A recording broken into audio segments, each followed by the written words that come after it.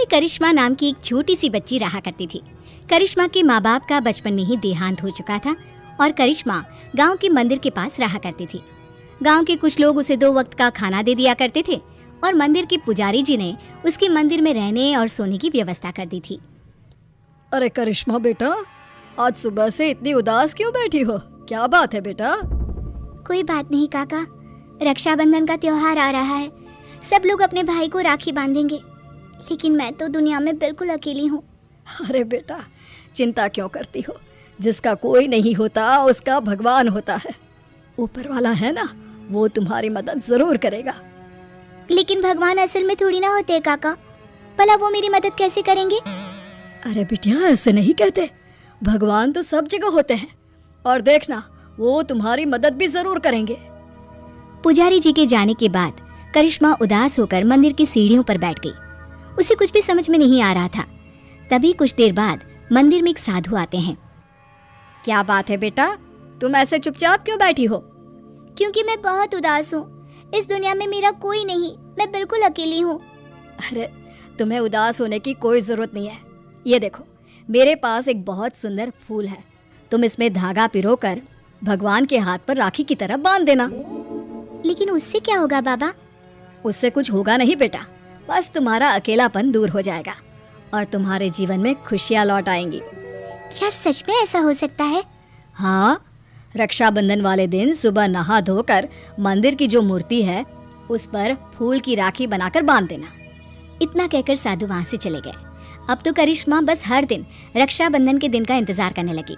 2-3 दिन इसी तरह बीत गए और रक्षाबंधन आ गया। करिश्मा सुबह सुबह नहाकर उस फूल में धागा पिरोकर भगवान के मंदिर पहुंची और उसने वो राखी भगवान की मूर्ति को बांधी। ठीक उसी वक्त वहाँ पर करिश्मा से कुछ साल बड़ा एक लड़का आया और उसने अपना नाम किशन बताया। अरे करिश्मा, तुम्हारी राखी तो बहुत सुंदर है। क्या ऐसी राखी तुम मेरी कलाई पर भी बांध सकती हो? वो क्या है ना, मेरी कोई बहन नहीं है। लेकिन ये राखी में जो फूल लगा हुआ है वो मुझे किसी साधु बाबा ने दिया था और मेरे पास दूसरा कोई फूल नहीं है।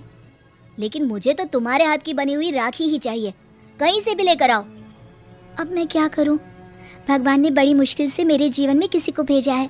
अगर मैंने किशन को राखी नहीं बांधी तो वो नाराज होकर चला जाएगा। सोचते सोचते करिश्मा मंदिर के बगीचे में पहुंची और वहां से उसने फूलों की मदद से एक सुंदर सी राखी बनाई और मंदिर में पहुंची। ये देखो किशन, मैंने तुम्हारे लिए बहुत सुंदर राखी बनाई है।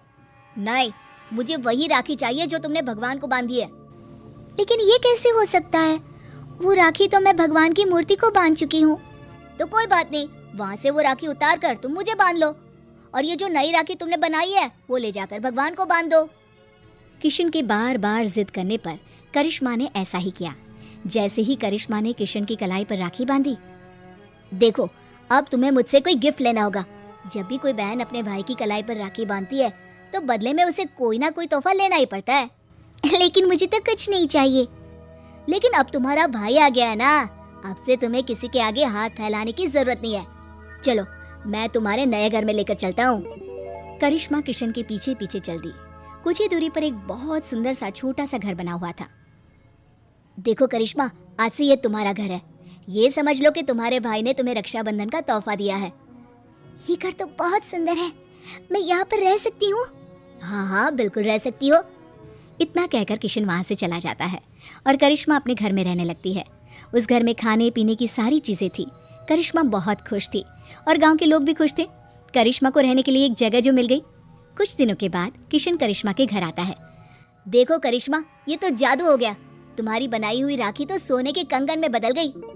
लेकिन ऐसा कैसे हो सकता है? मैंने जो राखी बांधी थी वो तो एक साधारण सा फूल था। नहीं करिश्मा, वो कोई साधारण फूल नहीं था।